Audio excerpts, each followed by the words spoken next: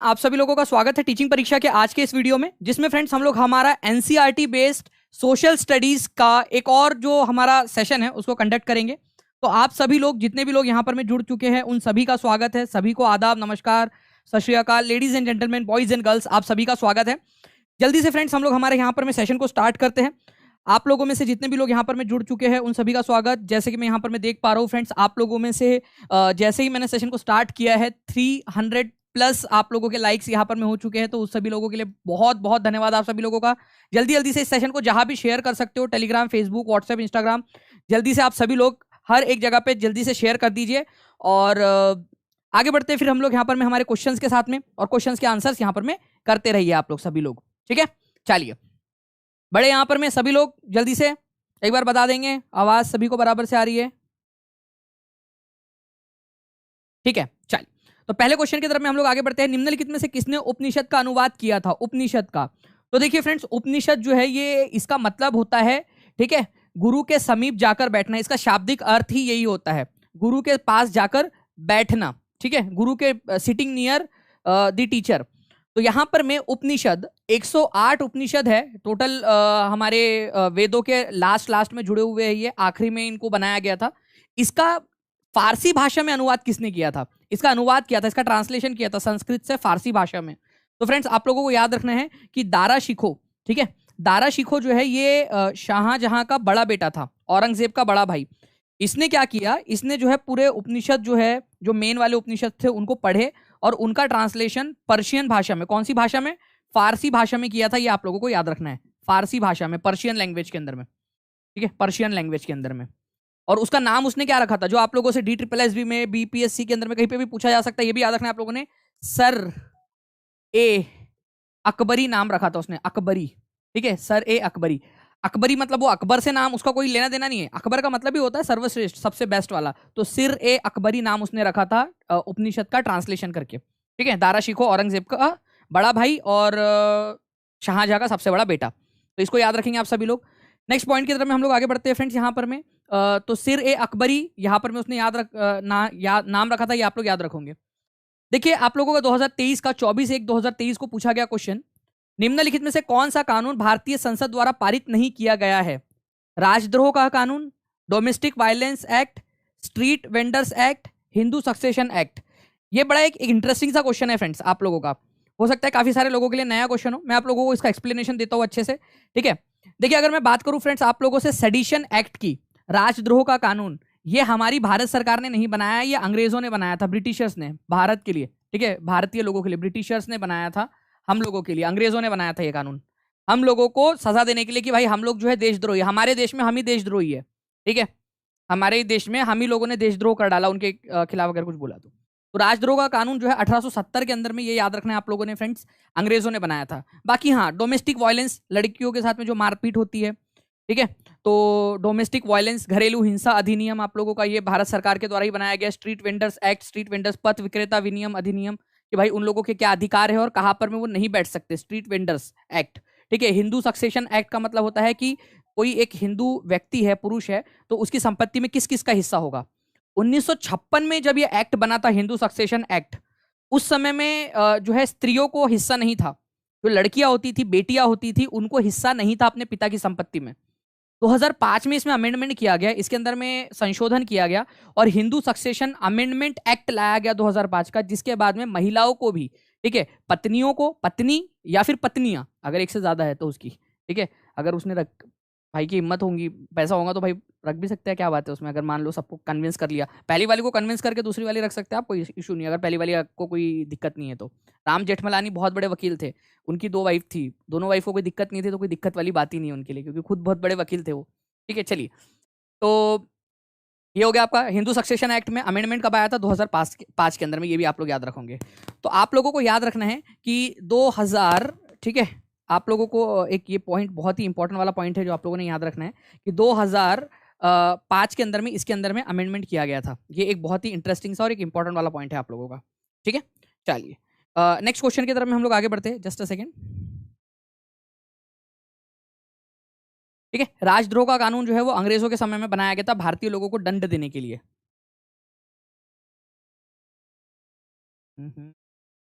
Just a second.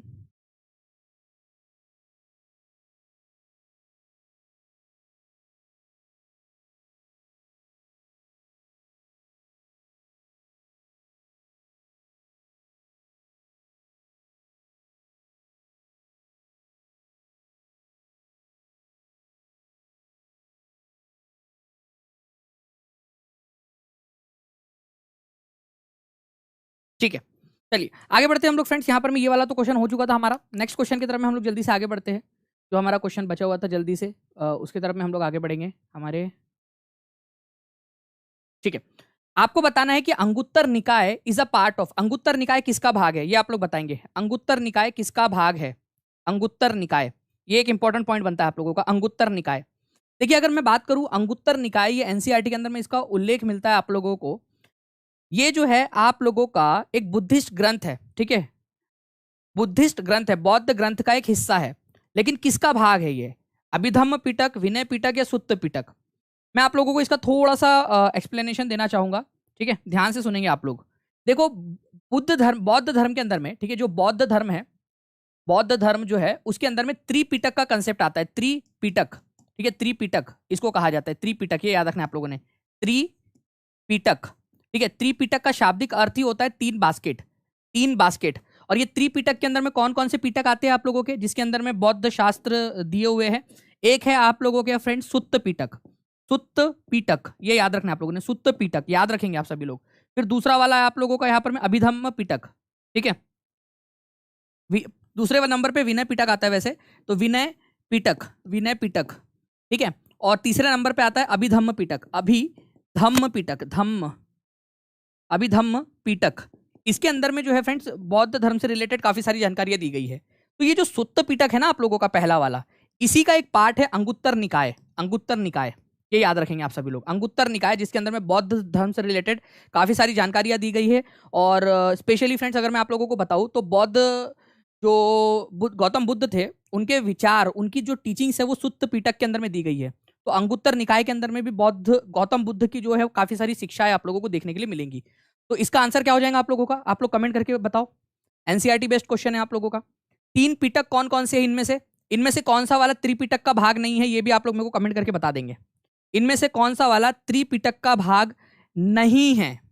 Tripitaka का भाग नहीं है, ठीक है, जल्दी से बता देंगे। और एंड सभी लोगों को कॉन्ग्रेचुलेशन फ्रेंड्स, आप लोगों का 1,95,000 सब्सक्राइबर्स का परिवार होने के लिए आप सभी को बहुत सारी शुभकामनाएं। बहुत हम क्लोज है 2 लाख के। तो टीचिंग परीक्षा को सभी लोग जल्दी जल्दी से सब्सक्राइब कर लेंगे और सब्सक्राइब करके बेल आइकन भी दबा देंगे आप सभी लोग।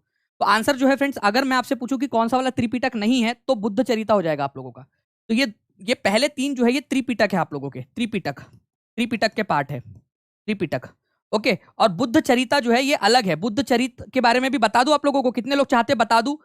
बता दीजिए आप लोग, क्योंकि सुपर डेट में आया था क्वेश्चन, ठीक है। बुद्ध चरिता जो है फ्रेंड्स, ये आप लोगों को याद रखना है अश्व घोष ने लिखी थी। अश्व घोष ने, अश्व घोष ने, ये भी याद रखेंगे आप लोग, जो कि कनिष्क का दरबारी कवि था। कनिष्क का दरबारी कवि था ये अश्व घोष। इसने कौन सी भाषा में लिखी है ये बुद्ध चरिता? बुद्ध के जीवन को पूरा पोयम्स में लिख दिया उसने, ठीक है, पोयम में लिख दिया उसने, यहाँ पर में पोयम्स के अंदर में, ठीक है, पोयम्स में। कौन सी भाषा में? संस्कृत भाषा के अंदर में, संस्कृत भाषा के अंदर में उसने लिखा है। चलिए मैं घुटने पे बैठ के लिख सकता हूँ, मतलब घुटने पे बैठ के बहुत कुछ किया जा सकता है भाई, घुटने पे बैठ के प्रपोज वगैरह भी किया जा सकता है। घुटने पे बैठने की आदत हो गई है मेरे को, आपको पढ़ा के। चलिए अच्छी बात है, ये पढ़ा के भी कुछ ना कुछ अच्छी आदत है सीखने को मिल रहा है। बुद्ध चरिता ये याद रखना है आप सभी लोगों ने, इंपॉर्टेंट है, एनसीईआरटी के अंदर में दिया हुआ है आप लोगों का, ठीक है। चलो नेक्स्ट क्वेश्चन के, अच्छा ये वाला जो क्वेश्चन था अंगुत्तर निकाय सुत्त पिटक में रिलेटेड है, ये याद रखेंगे आप लोग। विनय पिटक, सुत्त पिटक, अभिधम्म पिटक, तीनों के तीनों बौद्ध धर्म से रिलेटेड है, ये भी याद रखेंगे आप लोग। India total area accounts for about what % of total geographical area of the world? Bharat का कुल क्षेत्रफल दुनिया के कुल भौगोलिक क्षेत्र का लगभग कितना प्रतिशत है? आंसर कीजिए सभी लोग। भारत का कुल क्षेत्रफल दुनिया के कुल भौगोलिक क्षेत्र का लगभग कितना प्रतिशत है? तो अगर पूरी पृथ्वी की बात की जाए तो हमारा भारत जो है पूरे दुनिया का 2.4% हिस्सा जो है वो घेरता ही, आप लोगों को याद रखना है। 2.4% एरिया, इंपॉर्टेंट पॉइंट है, आप लोगों से एग्जाम में पूछा जा सकता है। तो प्लीज याद रखिए, पूरे विश्व का 2.4% अकेले भारत के पास में है और ये एनसीईआरटी में दिया हुआ है। इस हिसाब से भारत जो है वो 7वां सबसे बड़ा देश बन जाता है। तो आप लोगों से स्टेटमेंट में क्या दिया जाएगा, ध्यान से सुनिए आप लोग, ठीक है। स्टेटमेंट के अंदर में एग्जामिनर आपसे कहेगा, ठीक है, पहला स्टेटमेंट आप लोगों को दे देगा, कहेगा कि भारत जो है 3.2% एरिया जो है वो भारत पूरा दुनिया का घेरता है, और दूसरा वाला दे देंगे आप लोगों को कि भारत जो है वो 8वें नंबर का दुनिया का सबसे बड़ा देश है। तो क्या होगा आप लोगों का आंसर, अब आप बताओ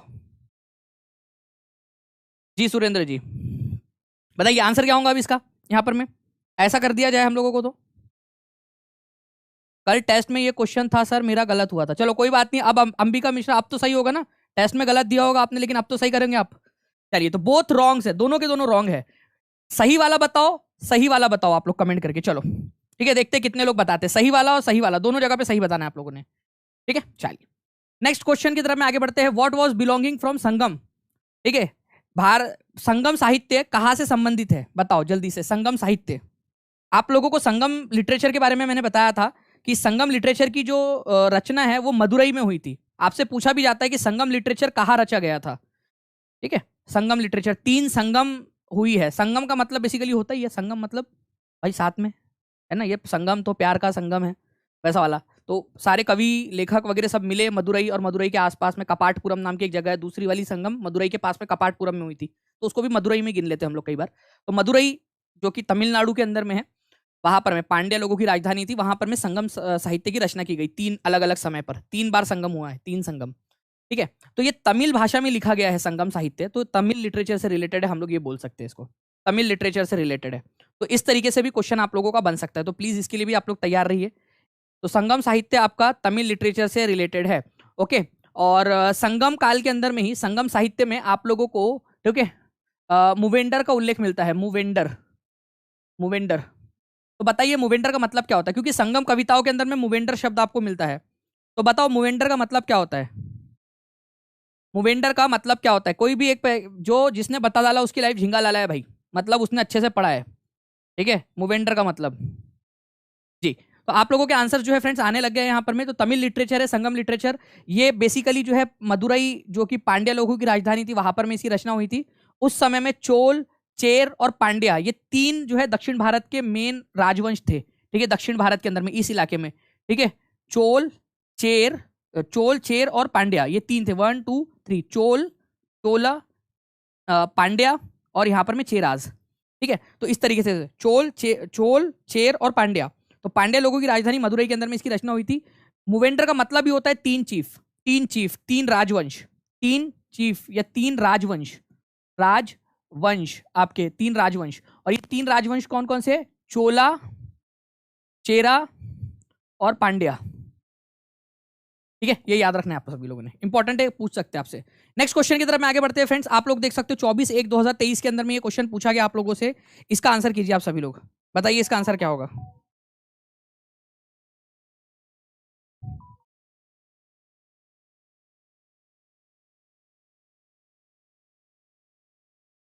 देखिए बुद्ध जो है अपना मैसेज उन्होंने सारनाथ में दिया था, ये क्वेश्चन यहाँ पर में बोला गया है। दूसरा जो है उन्होंने कहा है कि Buddha taught his message in Sanskrit language. Buddha taught people to be kind and to respect the lives of others including animals. Buddha जो है वो बिलीव करते थे कि हमारे जो कर्मा है वो चाहे अच्छे हो चाहे बुरे हो, वो हमें इन दिस लाइफ या फिर दूसरे जन्म में हमको भुगतने तो पड़ेगा ही, ठीक है। जो भी कर्मा हो आपका वो आपको भुगतना पड़ेगा। तो जल्दी जल्दी से फ्रेंड्स आप लोग सभी लोग लाइक एंड शेयर भी कर दीजिए यहाँ पर में, और चैनल को सब्सक्राइब करके बेल आइकन भी दबा देना। अरे मैं ये नहीं कह रहा कि गौतम बुद्ध ने बोल के गए कि आपको जो है कर्मा भुगतना पड़ेगा, ऐसे ही बोल रहा हूँ मैं आप लोगों को, तो ठीक है, डरो मत। अच्छा डर के कर दिया क्या, चलो कोई बात नहीं, कर दिया तो अच्छी बात। तो बुद्धा जो है फ्रेंड्स उन्होंने अपना पहला मैसेज जो है वो सारनाथ में दिया था। सारनाथ जो है आप लोगों को कहां पर में मिलेगा, यूपी में, यूपी में वाराणसी के पास में है सारनाथ। पहला प्रवचन उन्होंने वही दिया था। गौतम बुद्ध को ज्ञान प्राप्त हुआ था बोध गया के अंदर में, बोध गया वो बिहार में है। फिर वो टहलते टहलते घूमते फिरते जो है सारनाथ पहुंचे। सारनाथ में उनको उनके 5 दोस्त मिले, तो बोले इन लोगों को ज्ञान की बात बताऊंगा मैं करके, ठीक है। तो उनके उनके पास गए, उनको ज्ञान की बात बताई, वो उनका पहला उपदेश था, ठीक है, अपने ज्ञान प्राप्ति के बाद में। तो गौतम बुद्ध का पहला उपदेश सारनाथ में हुआ था, जबकि उनको ज्ञान की प्राप्ति बोध गया में बहुत दूर हुई थी, ठीक है। तो ये बिल्कुल सही है आपका। बुद्ध जो है उन्होंने अपने मैसेज संस्कृत में नहीं दिए हैं, उन्होंने प्राकृत भाषा के अंदर में दिए है, ये याद रखना है आप लोगों ने। प्राकृत, प्राकृत एज पर एनसीईआरटी आंसर आप लोगों का प्राकृत है, ये याद रखना है आप लोगों ने, प्राकृत भाषा के अंदर में दिए है। मैं आप लोगों को बता दूं कि एक जो है ना यहाँ पर में कॉन्फ्लिक्ट है एनसीईआरटी में और इसके अंदर में आप लोगों का बिहार की जो बुक है, ठीक है, बिहार स्टेट बोर्ड की बुक। लेकिन फ्रेंड्स मैं आप लोगों को बता दूं, काफ़ी सारी चीज़ों को काफ़ी सारी अलग अलग जगहों पे देखने के बाद में मैं आप लोगों को बता सकता हूँ कि ऑथेंटिक जो आंसर है वो आप लोगों का प्राकृत है। प्राकृत भाषा में दिए थे उन्होंने प्रवचन। एनसीईआरटी में प्राकृत दिया है और बिहार की जो टेक्स्ट बुक है, ठीक है, उसके अंदर में पाली दिया हुआ है। बट अगर आपको चैलेंज करना हुआ और बार बार चैलेंज हुआ, या तो वो क्वेश्चन कैंसिल हो जाएगा या तो फिर उसको प्राकृत मानना पड़ेगा, क्योंकि भाई ऑब्वियस सी बात है कि जब भी एक तो अगर मान लो इस क्वेश्चन पे केस हो गया फॉर एग्जाम्पल, तो आपको पता होना चाहिए कि एजुकेशन जो है वो कॉन्करेंट लिस्ट में है। एजुकेशन कॉन्करेंट लिस्ट में है।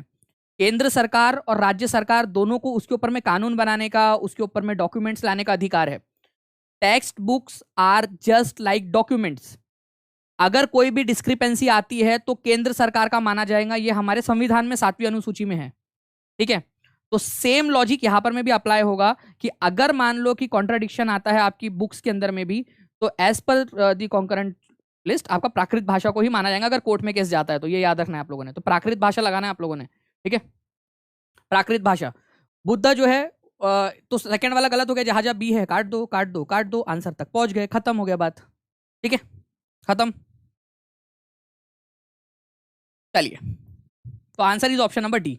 तो गौतम बुद्ध जो है वो एक शाक्य गण एक क्षत्रिय थे, राजघराने से बिलोंग करते थे, बढ़िया से मस्त पैकी उनकी शादी भी हुई थी और मस्त पैकी उनका छोटा सा बच्चा भी था। उसका नाम राहुल रखा था। कितना प्यारा बच्चा होगा, राहुल नाम रखा, राहुल नाम का रखा। राहुल द्रविड़ को देखो कितना क्यूट क्यूट सा लगता है वो। तो राहुल नाम का लड़का रखा है, बड़ा क्यूट सा बच्चा होगा।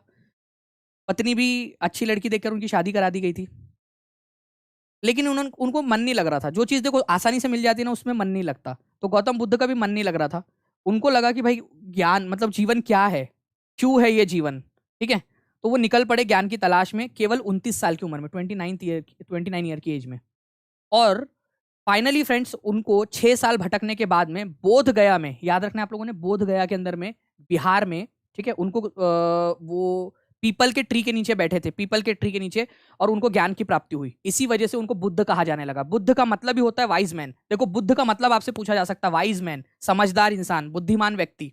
तो बुद्ध का मतलब ही है बुद्धिमान व्यक्ति, ये याद रखना है आप लोगों ने। उसके बाद में फ्रेंड्स अगर मैं आप लोगों से बात करूं तो इन्होंने अपना पहला प्रवचन सारनाथ में दिया था। और कौन सी भाषा में दिया था? तो प्राकृत भाषा में दिया था। ये याद रखना है आप लोगों ने, एनसीईआरटी में दिया है, प्राकृत भाषा में दिया था, ठीक है, ये याद रखेंगे आप सभी लोग। नहीं नहीं, अपनी पत्नी बेटे को मतलब पत्नी को छोड़ के चले गए थे इसलिए समझदार इंसान नहीं थे वो, उनको ज्ञान की प्राप्ति हो गई थी इसलिए समझदार इंसान थे वो। गलत नहीं लेना कोई भी, ठीक है। वैसे तो लड़कों की शादी तो हुई नहीं होंगी, मेरे को पक्का पता है। अगर हुई होती तो तुम लेक्चर नहीं देख रहे होते, ठीक है। लड़कियों की हो गई होंगी, वो जा नहीं सकती, ठीक है। तो ये तो मेरे को अच्छे से पता है। तो घर छोड़ के गए इसलिए बुद्ध समझदार इंसान नहीं है, पत्नी को छोड़ के चले गए भाई।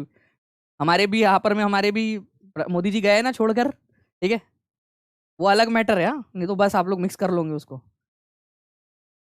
नेक्स्ट क्वेश्चन का आंसर है, इसका भी आप लोग आंसर कीजिए। 25/1/2023 के पेपर 2 एसएसटी के अंदर में पूछा गया क्वेश्चन आपका,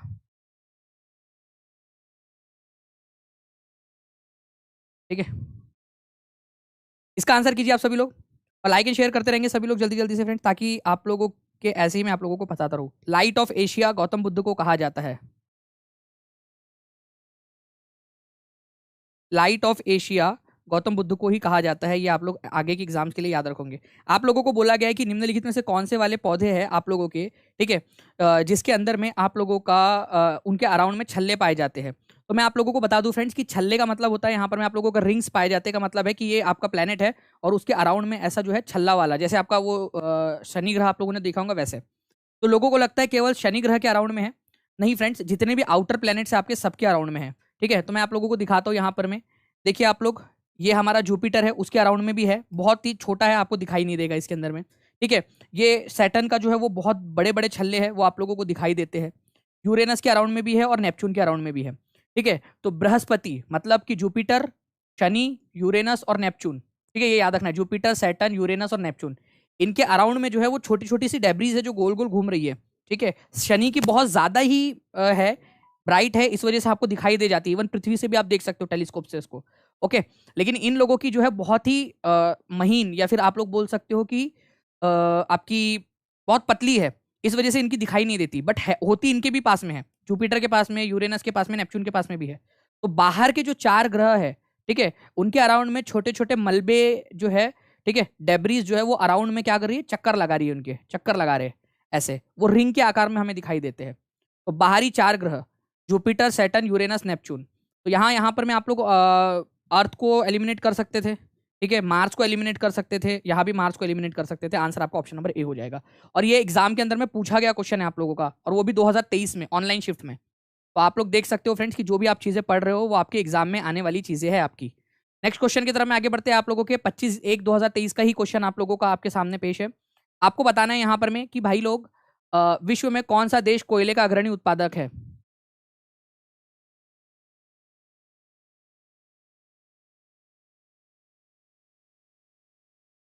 बहुत बढ़िया, क्या बात है।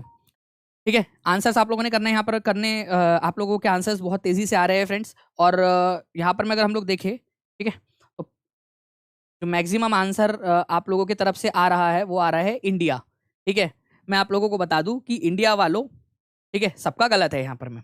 कोयले का सबसे बड़ा उत्पादक जो है फ्रेंड्स वो है चाइना। कितने लोगों का सही था ये मेरे को कमेंट करके बताएंगे आप लोग। चाइना इज द आंसर, ठीक है, करेक्ट आंसर चाइना है। तो ये याद रखना है आप लोगों ने, answer is option number C. तो प्लीज आंसर को लगा लेंगे आप लोग सभी लोग यहाँ पर में, ऑप्शन नंबर सी आपका, ठीक है। तो option number C is the correct answer. तो चीन जो है विश्व का सबसे बड़ा कोयले का उत्पादक है, उसके बाद में फिर बाद में आप लोगों का भारत, अमेरिका, ऑस्ट्रेलिया, इंडोनेशिया बाद में आते हैं। तो आप लोगों को तो सबसे बड़ा वाला उत्पादक ही याद रखना है सब अभी फिलहाल के लिए आप लोगों का, ठीक है, जब हम लोग एनसीईआरटी बेस्ड स्टडी कर रहे हैं तब उस समय के लिए। नेक्स्ट क्वेश्चन की तरफ में आगे बढ़ते हैं हम लोग। आपको बताना है कि मनी मेखलाई के बारे में निम्नलिखित में से कौन सी वाली बात सही है। पूरा वाला पूरा आप लोग पढ़िए, कोई इशू नहीं, गलत भी हुआ तो कोई इशू नहीं है, सही से आपको करना है। पेड़ वाला 25 वाला मिला नहीं है। उपमा कुमारी जी आपको मिल गया होगा, एक बार देख लीजिए, नहीं मिला होगा तो मैं एक बार चेक करा लूंगा आपका। बाकी तो डाल दिया, बच्चे लोग अटेम्प्ट भी कर रहे हैं, ठीक है। ब्लैक गोल्ड किसको कहते हैं, ठीक है, वो बता देता हूं मैं आपको।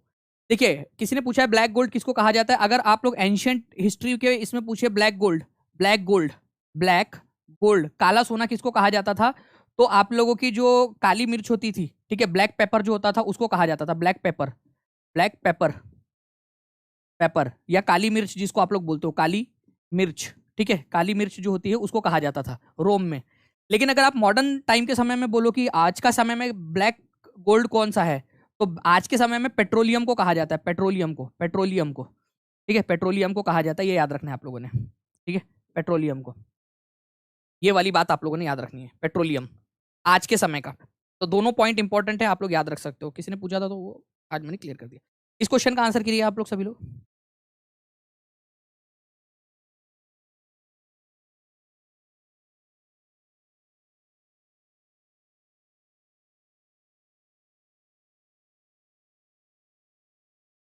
द एपिक मनी मेखलाई, मनी मेखलाई जो है फ्रेंड्स इसके बारे में क्या सही है आप लोगों को ये बताना है, ठीक है।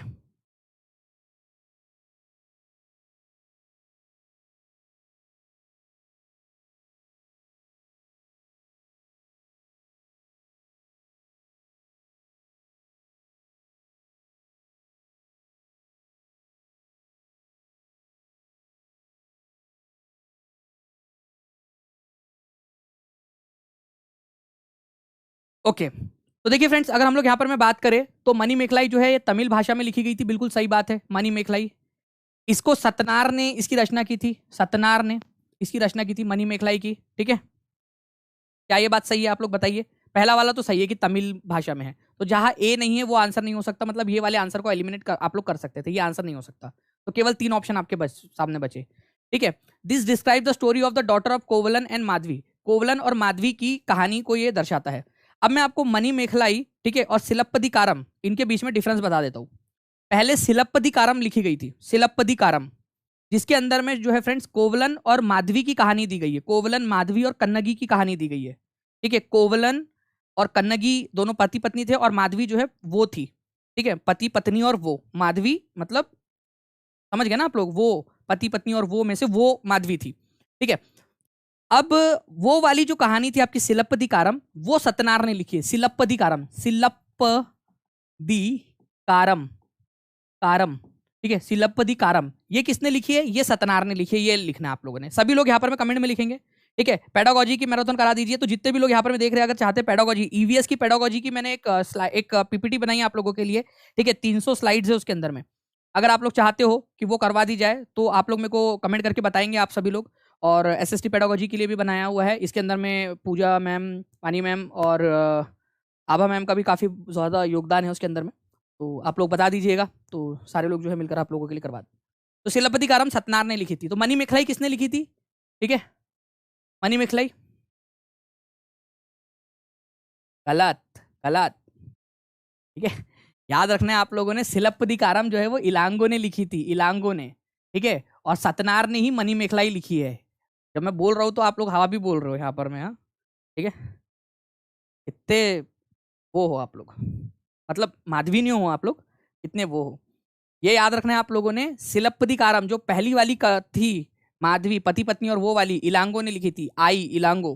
ठीक है, और सतनार ने मनी मेखलाई लिखी है, दूसरी वाली कहानी, जिसमें पति और वो की डॉटर के बारे में लिखा गया है, पति और वो की डॉटर के बारे में, मतलब कोवलन और माधवी की बेटी के बारे में लिखा गया है। ये बिल्कुल सही है। तो ये वाला भी सही है, ये भी सही है आपका। तो ए, बी और सी आप लोगों का सही है। ठीक है, ए, बी और सी। तो आंसर ये के अलावा हो ही नहीं सकता, क्योंकि आपका डी कहीं पे भी दिया ही नहीं है, ए बी सी डी दिया ही नहीं है आप लोगों का। ठीक है, ओके। जी हाँ, उपमा कुमारी जी, मैं एक बार उसको वापस से डलवा दूंगा ताकि नोटिफिकेशन आ जाए। ठीक है, वो मतलब गर्लफ्रेंड ना सर, हाँ बिल्कुल ऐसे ही समझ सकते हो, मतलब पत्नी के अलावा जो होती है, जो भी है आप लोग वो समझ लीजिए, वो की बेटी। हाँ, अब देखिए, अगर जिसको भी यहाँ पर मैं डाउट्स है, ठीक है, मैं उन लोगों का क्लियर कर देता हूँ। दो बुक है, सिलप्पदिकारम, सिलप्प, ये क्योंकि इस पर हर बार क्वेश्चन आता है, इस बार भी आएगा। सिलप्पदिकारम, सिलप्पदिकारम जो है ये इलांगो ने लिखी है, इलांगो, इलांगो ने लिखी है, तमिल भाषा में लिखी है, तमिल भाषा में। इसमें ठीक है, याद रखना आप लोगों ने, कोवलन, कोवलन, कन्नगी, कन्नगी उसकी पत्नी थी। ठीक है, और माधवी, माधवी वो थी, तो उनकी कहानी लिखी गई है यहाँ पर में। ठीक है, कोवलन, कन्नगी और माधवी। माधवी जो एक नृत्यगी थी, ठीक है, कोर्टिसन नृत्यगी थी, ठीक है, उसके प्यार में पड़ गया था वो। उसके बाद में अगर मैं बात करूँ आप लोगों से दूसरी वाली की, मणि मेखलाई, मणि मेखलाई, ठीक है, मणि मेखलाई, ये लिखी है सतनार ने, सतनार। ठीक है, ये करीब 1700 साल पहले लिखी गई थी, 1700 ईयर्स अगो। ठीक है, और ये लिखी गई थी करीब 1400 साल पहले सतनार के द्वारा। ये भी तमिल भाषा में ही लिखी गई है, ये भी याद रखना है आप लोगों ने, तमिल भाषा में ही लिखी गई है दोनों के दोनों। ये लिखी गई थी 1400 साल पहले, 1400 ईयर्स अगो। ठीक है, 2500 साल पहले नहीं लिखी गई थी। इसमें जो है कोवलन, कोवलन जब माधवी के साथ में रह रहा था, ठीक है, तो माधवी जो है वो प्रेग्नेंट हो गई थी, और इन दोनों की एक बेटी हुई थी, ठीक है, डॉटर, उसके बारे में यहाँ पर में, ठीक है, उसके बारे में इसके अंदर में जानकारी दी गई है। तो ये थोड़ा सा आप लोगों ने याद रखना है। दोनों के दोनों का स्क्रीनशॉट ले लो और एक बार इसको रिवाइज कर लेना आप लोग। एक बार इसका रिवीजन भी कर लेंगे सभी के सभी लोग, इसका स्क्रीनशॉट ले लो और एक बार रिवाइज कर लेना। ओके, चलिए, जितने भी लोग देख रहे हैं फ्रेंड्स, लाइक एंड शेयर करते रहेंगे, ताकि ऐसे ही मैं आप लोगों को और भी बहुत सारी चीजें जो है वो करवाता रहूं। ओके, चलिए, तो answer is option number A. कितने लोगों का सही था वो कमेंट में यहाँ पर मैं हाथ ऊपर करके बता देंगे। ठीक है, चलिए, लास्ट में मैं आप लोगों से इसमें से कोई भी क्वेश्चन पूछूंगा। ठीक है, इसमें से कोई भी क्वेश्चन मैं आप लोगों से पूछूंगा कि कौन से में क्या दिया हुआ है। सिलप्पदिकारम किसने लिखी है ये भी पूछूंगा, मणि मेखलाई किसने लिखी है वो भी पूछूंगा, कौन सी भाषा में लिखी गई है वो भी पूछूंगा, और किसमें क्या दिया गया वो पूछूंगा, कितने साल पहले कौन सी वाली लिखी गई थी वो पूछूंगा आप लोगों से। ठीक है, अहोम लोग वर्तमान समय के कहां से आकर ब्रह्मपुत्र घाटी में आकर बसे थे। ये 24 तारीख को पूछा था, और same question D triple S B का जो स्पेशल एजुकेटर का जो एग्जाम हुई थी ना, स्पेशल एजुकेटर की 2022 में, उसमें भी पूछा था। Same to same question, repeat question है वो, same to same question. Special educator की एग्जाम के अंदर में भी क्वेश्चन आया था ये वाला। ठीक है, अहोम लोग, ठीक है, अहोम जो कि आज इधर में ब्रह्मपुत्र वैली जो है ना, हमारा ब्रह्मपुत्र घाटी, आसाम वाला जो इलाका है, वहां पर में आकर बस गए। ये लोग म्यांमार से आकर बसे थे, ये याद रखना है आप लोगों ने, म्यांमार। तो answer is option number B, Myanmar से आकर बसे थे, आज के म्यांमार से आकर ये लोग बस गए थे वहां पर में। तो आंसर आपका ऑप्शन नंबर बी हो जाएगा। तो थोड़ा सा याद रखेंगे आप लोग, यहाँ पर में है ब्रह्मपुत्र वैली, यहाँ पर में आसाम है आपका, और ये म्यांमार है, बर्मा जिसको आप लोग कभी कभी बर्मा भी कहते हो। तो यहाँ से आकर बस गए थे अहोम लोग, ठीक है, 13वीं सेंचुरी में। वहां पर में पहले, यहाँ पर में ब्रह्मपुत्र वैली के आसपास में जो है ना, एक अलग तरह की व्यवस्था थी। यहाँ पर में जमींदार हुआ करते थे, जमींदार, ठीक है, या जमीन के मालिक, भूस्वामी, भुइया बोला जाता था उनको, उनकी भाषा में भुइया। ठीक है, जमीन मालिक जो जबरदस्ती काम करवाते थे लोगों से।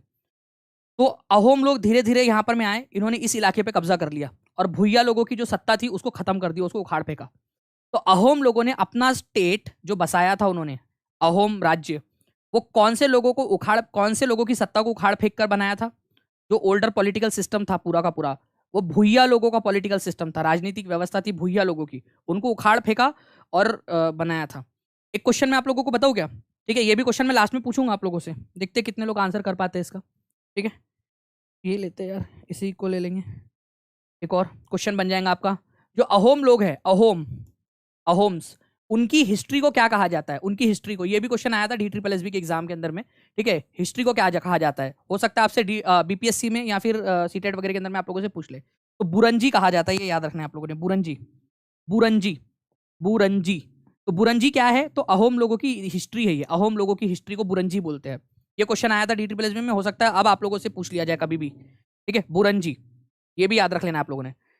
चलिए, जितने भी लोग देख रहे हैं फ्रेंड, जल्दी जल्दी से यहाँ पर मैं लाइक एंड शेयर कर देंगे सेशन को, ताकि ऐसे ही मैं आप लोगों को और भी बहुत सारी इंटरेस्टिंग फैक्ट्स के साथ में आगे मैं पढ़ाता रहूँ आप लोगों को।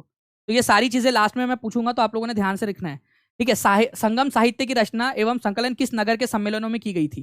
देखो 24 तारीख को एक क्वेश्चन आया और मैंने अभी आपको थोड़ी देर पहले इसका एक्सप्लेनेशन दिया था, अगर आप लोगों को याद हो तो। ठीक है,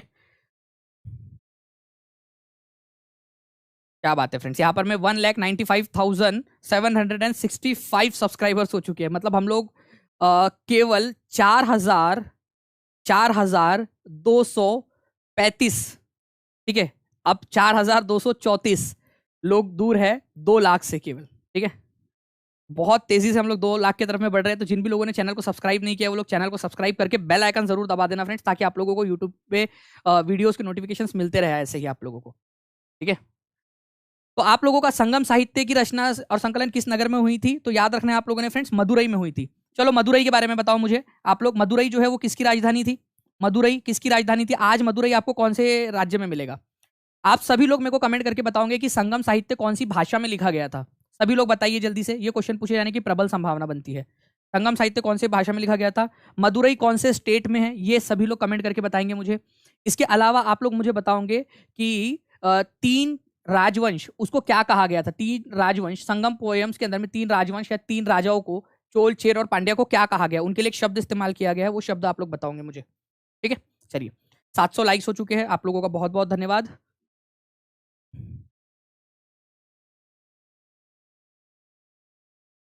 क्या बात है फ्रेंड, बहुत बढ़िया। तो इस तरीके से आप लोगों के जो है वो आंसर्स मेरे पास में आ गए हैं। तो संगम जो है फ्रेंड्स वो तमिल भाषा के अंदर में हुआ था, ये याद रखना है सभी लोगों ने। सभी लोग लिख रहे हैं, बहुत अच्छी बात है।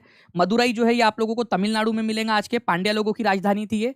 और उसको 3 राजवंश जो चोल, चेर और पांड्या, चोल, चेर और पांड्या, उनको कहा गया है, ठीक है, मूवेंडर, मूवेंडर। ठीक है, चलिए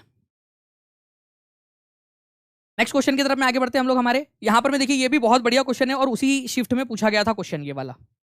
देखते हैं कितने लोग इसका आंसर कर पाते हैं। चलिए इसका तो पोल भी दे देता हूँ मैं आप लोगों को, कोई बात नहीं। और फिर लास्ट में मैं आप लोगों से पूछूंगा, ठीक है, क्वेश्चंस। देखते हैं कितने लोग उसके आंसर्स कर पाएंगे।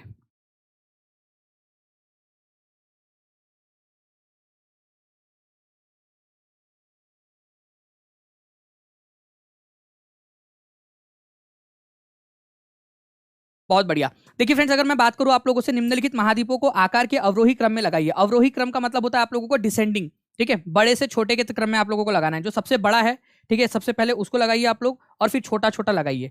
बहुत ही सिंपल सा क्वेश्चन है फ्रेंड्स आप लोगों का।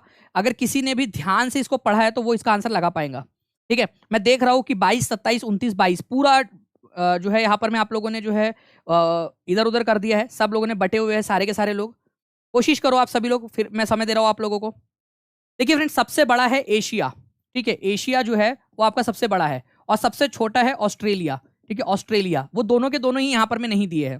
ठीक है, दोनों के दोनों ही यहाँ पर में नहीं दिए हैं। तो अब जो बीच के बच गए वो है।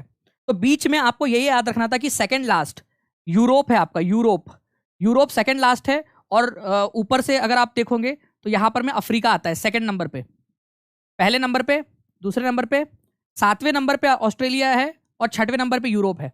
इतना भी अगर आप लोगों को ध्यान आ जाता तो भी आप लोग आंसर कर पाते। यूरोप जो है, जो ये यहाँ दिए हुए हैं, उनमें सबसे छोटा यूरोप है। वैसे सबसे छोटा ऑस्ट्रेलिया है, लेकिन ऑस्ट्रेलिया दिया ही नहीं है। तो सी से ही आप लोगों का उड़ गया है यहाँ पर में क्वेश्चन। तो उड़ जे काले कावा, ठीक है, तेरे मुंह विच सी पावा। ठीक है, चलिए। तो अफ्रीका सेकंड है नंबर का, सबसे बड़ा है, वो उससे भी आपका एलिमिनेट हो सकते थे, एक एक एक एक क्वेश्चन तो आपका एलिमिनेट हो सकता था। और यूरोप से तो सारे के सारे ही आपके बाकी के एलिमिनेट हो जा रहे थे। कितने लोगों को ये कंसेप्ट समझ में आ गया वो मेरे को बताइए, कितने लोगों को ये कंसेप्ट समझ में आ गया? और केवल जो है फ्रेंड्स, मैं अभी बताने के बाद में जो है आप लोगों में से काफी सारे लोगों ने आंसर लगाया है, वो भी केवल 45% हो पाए अब तक भी, 45% लोग हो पाए हैं, ठीक है, अभी भी सी में। समझ में आ गया कंसेप्ट? ओके, अब चलिए मैं आप लोगों को एक बार वो बता देता हूँ पूरी की पूरी लिस्ट, ठीक है, पूरी की पूरी लिस्ट ही आप लोगों को बता देता हूँ एक बार, ठीक है, 1 2 3 4 करके, ठीक है, 1 2 3 4 5 6 7, मेरे साथ साथ में सभी लोग लगाएंगे। पहले नंबर पे कौन सा है? एशिया। चलो, दूसरे नंबर पे कौन सा है? दूसरे नंबर पे कौन सा है आपका? ठीक है, अफ्रीका, अफ्रीका, ठीक है। तीसरे नंबर पे आप लोगों का है नॉर्थ अमेरिका, सभी लोग लिखेंगे मेरे साथ साथ में, नॉर्थ अमेरिका, नॉर्थ अमेरिका, एक एक करके लिखते जाओ सभी लोग, पहला दूसरा तीसरा 1 2 3 ऐसा लिखते जाओ आप सभी लोग, ठीक है। चौथे नंबर पे कौन सा आएगा? South America, south America, America, ठीक है। फिर आएगा आप लोगों का यहां पर में अंटार्कटिका, पांचवें नंबर पे अंटार्कटिका, अंटार्क, ठीक है, अंटार्कटिका, ठीक है, अंटार्कटिका। फिर आपका छठवां और सातवां आप लोग बताइए, ठीक है, छठवां और सातवां। सातवें नंबर पे आपका सबसे लास्ट में आता है ऑस्ट्रेलिया, ऑस्ट्रेलिया, ठीक है, ऑस्ट्रेलिया। तो अब मुझे बताओ आप लोग कि छठवें नंबर पे कौन सा आएगा सेकंड लास्ट पे, ये आप लोग बता दीजिए। आप लोग सभी लोग देखते हैं कितने लोग आंसर कर पाते हैं यहाँ पर में, सभी के सभी लोग जल्दी जल्दी से यहाँ पर में लाइक एंड शेयर भी करते रहेंगे फ्रेंड्स, और चैनल को सब्सक्राइब भी करते रहिए सभी के सभी। ओके, चलिए, बहुत बढ़िया। तो आंसर आप लोगों का हो जाएगा यूरोप, यूरोप जो है वो छठवें नंबर का है। तो इसका आंसर आप लोगों ने लगा दिया आसानी से, ऐसे आप लोगों ने करना था, सिंपल डिम्पल, ठीक है। तो ये आपका एक्चुअल क्वेश्चन है जो 24/1/2023 को 2023 में ही पूछा गया है आप लोगों को, और एनसीईआरटी बेस्ड क्वेश्चन है ये आपका, एनसीईआरटी बेस्ड क्वेश्चन, ठीक है। चलो, ओके। नाउ फ्रेंड्स, नेक्स्ट आप लोगों से मैं यहाँ पर मैं कुछ सवाल पूछना चाहूंगा। उससे पहले मैं आप लोगों को बता दूं, जितने भी लोग टीचिंग परीक्षा के साथ में जुड़ना चाहते हैं वो 7611 101 ठीक है, इस नंबर पे, ठीक है, या फिर आप लोग 9697888444 इस नंबर के ऊपर में आप लोग जुड़ सकते हो फ्रेंड्स, कॉल करके, कॉल या व्हाट्सएप कर लीजिए, आप लोगों को यहाँ पर में जानकारी मिल जाएगी। अब मैं आप लोगों से पूछ रहा हूँ, ठीक है, आप लोगों को बताना है कि सिलप्पदिकारम, सिलप्पदिकारम, ठीक है, कौन सी भाषा में लिखी गई थी? आप लोग बताएंगे मुझे कौन सी भाषा है, और आप लोगों को बताना है कि किसने लिखी थी, किसने लिखी थी, किसने किसने लिखी थी, ये भी आप लोग बताएंगे मुझे सिलप्पदिकारम के बारे में, ठीक है। अब मैं सिलप्पदिकारम के बारे में पूछ रहा हूँ, ये याद रखना है आप लोगों ने। उसके अलावा जो है फ्रेंड्स, मैं आप लोगों से पूछना चाहता हूँ कि जो है हमारा इंडिया, ठीक है, इंडिया जो है वो वर्ल्ड का कितना परसेंट, वर्ल्ड का कितना परसेंट हिस्सा, कितना परसेंट एरिया, कितना परसेंट एरिया कवर करता है, ठीक है। बिना ऑप्शन के आप लोग बता के बताइए मुझे जल्दी से, कितना परसेंट एरिया जो है वो इंडिया कवर करता है, और कितने में नंबर के ऊपर में आता है इंडिया आपका इस मामले के अंदर में, ठीक है। इसके अलावा आप लोग मुझे बताओगे फ्रेंड्स कि बुरंजी, बुरंजी जो है, बुरंजी किसकी हिस्ट्री है, किसकी हिस्ट्री को बुरंजी कहा जाता है? DSSB में पूछा गया था ये क्वेश्चन, ठीक है। बुरंजी किसकी हिस्ट्री को कहा जाता है? कौन सा कौन से जो है यहाँ पर में ट्राइबल लोग थे जिन लोगों की हिस्ट्री को बुरंजी कहा जाता है? ये सब क्वेश्चंस के आंसर आप लोग मेरे को कमेंट करके बताएंगे सभी लोग। आप लोगों को एक चीज बताना है कि कोल का सबसे बड़ा उत्पादक राज्य देश कौन सा है? कोल, कोल जो है सबसे ज्यादा कहां पर में होता है? सबसे ज्यादा, ठीक है, ज्यादा कहां पर में होता है, ये भी आप लोग मेरे को कमेंट करके बताएंगे सभी के सभी लोग। तो देखें कितने लोग यहाँ पर में आंसर कर पाते हैं, ठीक है। तो आप लोगों के आंसर्स यहाँ पर में आ जाने चाहिए, जितने भी लोग देख रहे हैं, मुझे उम्मीद है कि आप लोगों के आंसर्स आप मिल जाएंगे मुझे यहाँ पर में। और जितने भी लोगों ने चैनल को सब्सक्राइब नहीं किया वो लोग चैनल को सब्सक्राइब कर लेंगे, सेशन को लाइक कर देंगे फ्रेंड्स, अपने दोस्तों के साथ में शेयर कर देंगे। और रोज़ 5 बजे आप लोगों की क्लास होती है, क्लास के अंदर में आप लोग जुड़ना ना भूलें, ठीक है।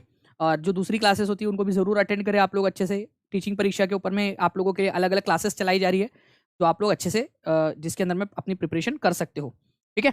चलिए, तो आप सभी लोगों का बहुत बहुत धन्यवाद। मुझे उम्मीद है कि सारे के सारे आंसर्स आप लोग जो है कमेंट बॉक्स के अंदर में जरूर दोगे, तो जो चैट बॉक्स में दे रहे हैं वो लोग कमेंट बॉक्स के अंदर में भी आंसर जरूर देंगे, ठीक है। चलो, thank you very much, take care and bye. इसके अलावा फ्रेंड, जितने भी लोग चाहते हैं कि ईवीएस में आपको पढ़ा दूँ, ईवीएस पढ़ा दूँ और ईवीएस की पेडागोजी भी करा दूँ, एक फॉर्म आपके सामने आया हुआ है पिन कमेंट के अंदर में और पिन चैट में, और आपको कमेंट बॉक्स में भी मिल जाएगा, डिस्क्रिप्शन में भी मिल जाएगा। आपको क्या करना है, उस फॉर्म को फिल कर देना है अच्छे से, ठीक है। मैं आप लोगों के लिए ज़्यादा से ज़्यादा रिस्पॉन्स आएंगे तो मैं आप लोगों को ज़रूर जो है ईवीएस और ईवीएस की पेडागोजी भी करवा दूंगा। ठीक है, तो जितने भी लोग देख रहे हैं वो लोग उस फॉर्म को जरूर फिल कर देंगे और अपने दोस्तों के साथ में शेयर भी कर दीजिए आप सभी लोग। ठीक है,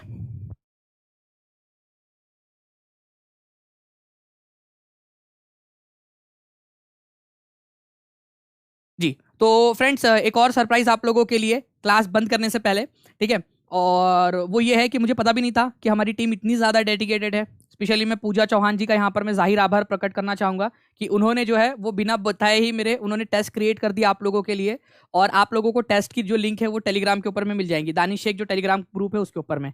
तो पूजा मैम का बहुत बहुत धन्यवाद कि उन्होंने मतलब खुद से इनिशिएटिव लेकर आज की टेस्ट उन्होंने बना दी, जबकि उनसे किसी ने कहा भी नहीं था आज के लिए। तो देख रहे हो आप लोग, टीचिंग परीक्षा की पूरी टीम जो है फ्रेंड्स वो बहुत ज़्यादा डेडिकेटेड है और उन्होंने बना दिया है। तो बहुत बहुत शुक्रिया पूजा मैम आपका। ठीक है, चलिए। तो दानिश एक टेलीग्राम ग्रुप के ऊपर में उन्होंने लिंक शेयर कर दिया आप लोगों के साथ में, आप लोग उस पर जाकर लिंक के ऊपर में जाकर टेस्ट भी दे सकते हो आप लोग। ओके, चलिए, thank you very much, take care and bye, God bless you all, thank you very much friends.